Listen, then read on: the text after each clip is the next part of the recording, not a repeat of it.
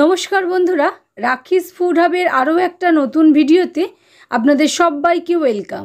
আজ আমি আপনাদের সঙ্গে শেয়ার করছি দক্ষিণ ভারতের একটা স্পেশাল রান্না, ঘি পদি রাইস। আগেই বলে রাখি, পদি মানে একটা স্পেশাল মশলা। ডাল দিয়ে একটা মশলা তৈরি করে এই রান্নাটা করা হয় বাড়ির বেঁচে যাওয়া ভাত দিয়ে। সঙ্গে বানিয়ে দেখিয়েছি আলুর শুকনো তরকারি। চলুন দেখে নেওয়া যাক। এর জন্য দেখুন, প্রথমেই গ্যাস বানের উপর একটা তাওয়া বসিয়ে নিয়েছি, তাতে হাফ কাপ পরিমাণ অড়হর ডাল অ্যাড করে নিয়েছি। আর গ্যাসের ফ্লেমটা লোতে রেখে ডালটাকে আমি আধ ভাজা মতন করে নিচ্ছি। এই সময় স্প্যাচুলা সমানেই নাড়তে হবে যাতে ডালটা তলা থেকে পুড়ে না যায়। এর মধ্যে আমরা এবারে 1/4 কাপ মতো ছোলা ভাজা অ্যাড করে দিয়েছি, 2-3টে গোটা শুকনো লঙ্কা আর 10-12টা মতো গোলমরিচ অ্যাড করে দিয়েছি। দিয়ে আবারও সিম আছে সবটা ভাজা ভাজা করে নিচ্ছি। দেখুন কালার হালকা চেঞ্জ হতে শুরু করেছে ডালের। এই পর্যায়ে এর মধ্যে 1 চামচ পরিমাণ গোটা জিরে অ্যাড করে দিয়েছি। দিয়ে আবারও সবটা ভালো করে মিনিট 2-3 মতো ভাজা ভাজা করে নিচ্ছি। এইভাবে লালচে করে এটাকে ভেজে নিতে হবে। 1/4 চামচ মতো হিং আর হাফ চামচ মতো নুনও অ্যাড করে দিলাম। সব কিছু একসঙ্গে ভাজা ভাজা করে নিচ্ছি। কালারটা কিন্তু আমাদের ডালের পুরোপুরি চেঞ্জ হয়ে গেছে, এর চেয়ে বেশি করলে পুড়ে যাবে।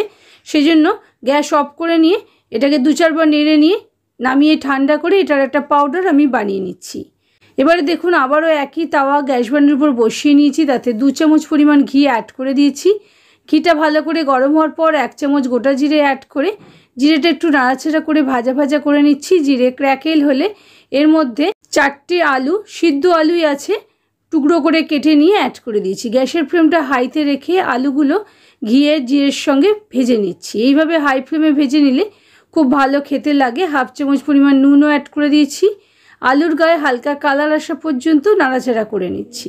দেখুন আলু আমাদের ওপর থেকে অনেকটাই ক্রিস্পি হয়ে গেছে। এবারে এর মধ্যে 1/4 চামচ মতো ড্রাই জিঞ্জার পাউডার অ্যাড করে দিয়েছি, সেটাও আলুর সঙ্গে নাড়াচাড়া করে নিচ্ছি। এবারে 1/4 চামচ হলুদ গুঁড়ো, হাফ চামচ লাল লঙ্কার গুঁড়ো অ্যাড করে দিয়েছি। দিয়ে গ্যাসের ফ্লেমটা মিডিয়ামে করে আলুটাও একটু ভাজা ভাজা করে নিচ্ছি। দেখুন সমস্ত মশলার সঙ্গে ভালো করে মিশিয়ে নিচ্ছি। মিনিট 2-3 আমার ভাজা ভাজা হয়ে গেছে, মশলার কাঁচা গন্ধ চলে গেছে। এই পর্যায়ে এর মধ্যে 1/4 চামচ মতো হিং অ্যাড করে দিয়েছি আর আমচুর পাউডার অ্যাড করে দিয়েছি। আপনারা চাইলে আমচুর পাউডারের পরিবর্তে চাট মশলাও ব্যবহার করতে পারেন।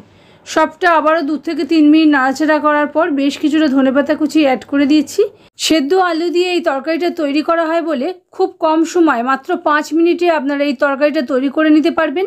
আর রুটি, লুচি, পরোটা যে কোনো কিছুর সঙ্গেই এটা কিন্তু দারুণ ভালো লাগে খেতে।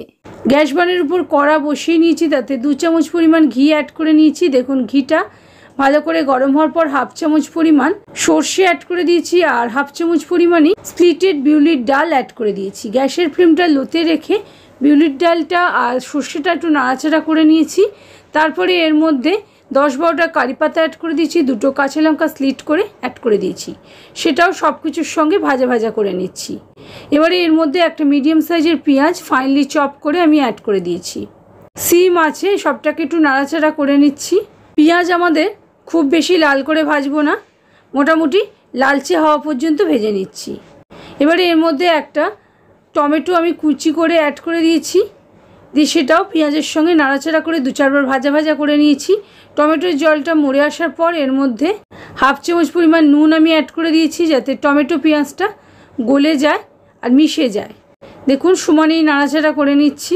এবারে ঢাকা দিয়ে আরও 2-3 মিনিট রান্না করে নিচ্ছি। সিম আছে, দেখুন 2-3 মিনিট পর টমেটো আমাদের পুরোই নরম হয়ে গেছে, পেঁয়াজও নরম হয়ে গেছে। সবটা একটু হালকা করে স্প্যাচুলা দিয়ে প্রেস করে করে নাড়াচাড়া করে নিয়েছি। এবারে এর মধ্যে হাফ চামচ কাশ্মীরি লঙ্কার গুঁড়ো আমি অ্যাড করে দিয়েছি। দিয়ে আবারও সবটা ভালো করে ভাজা ভাজা করে নিচ্ছি।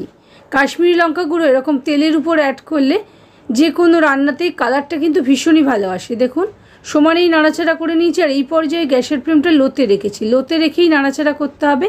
এবারে আগে থাকতে তৈরি করা ভাত আমি অ্যাড করে দিয়েছি, এটা বাসমতি চালের ভাত। এবারে এর মধ্যে 1.5 চামচ পরিমাণ পদি মশলা অ্যাড করে দিয়েছি। দিয়ে ভালো করে সবটা নাড়াচাড়া করে ভাজা ভাজা করে নিচ্ছি। এই পর্যায়ে গ্যাসের ফ্লেমটা আমি হাইতে করে দিয়েছি, হাই ফ্লেমে সবটা নাড়াচাড়া করে নিচ্ছি। 2-3 মিনিট আমি সমানেই নাড়াচাড়া করে নিয়েছি। ভাত আমাদের পুরোপুরি রেডি হয়ে গেছে। এবারে কিছুটা ধনেপাতা কুচি ছড়িয়ে নিয়েছি, দিয়ে আবারও সবটা নাড়াচাড়া করে মিশিয়ে নিয়েছি। দেখুন আমাদের ঝরঝরে ঘি পদি রাইস একেবারেই রেডি। এবারে এটা আলু শুকনো সবজির সঙ্গে আমি সার্ভ করে নিয়েছি। আশা করি বন্ধুরা আমার আজকের রেসিপি আপনাদের ভালো লেগেছে। যদি ভালো লাগে প্লিজ লাইক শেয়ার কমেন্ট করতে ভুলবেন না, এবং আপনজন ও প্রিয়জনদের সঙ্গে ভিডিওটা প্রচুর শেয়ার করবেন। আর চ্যানেলে যদি নতুন বন্ধু হয়ে থাকেন তাহলে চ্যানেলটা অবশ্যই সাবস্ক্রাইব করে নিতে ভুলবেন না। ভিডিওটা আপনারা যদি ফেসবুক পেজ থেকে দেখে থাকেন তাহলে পেজটাকে ফলো করে নেওয়ার অনুরোধ রইল। ভালো থাকবেন, সুস্থ থাকবেন।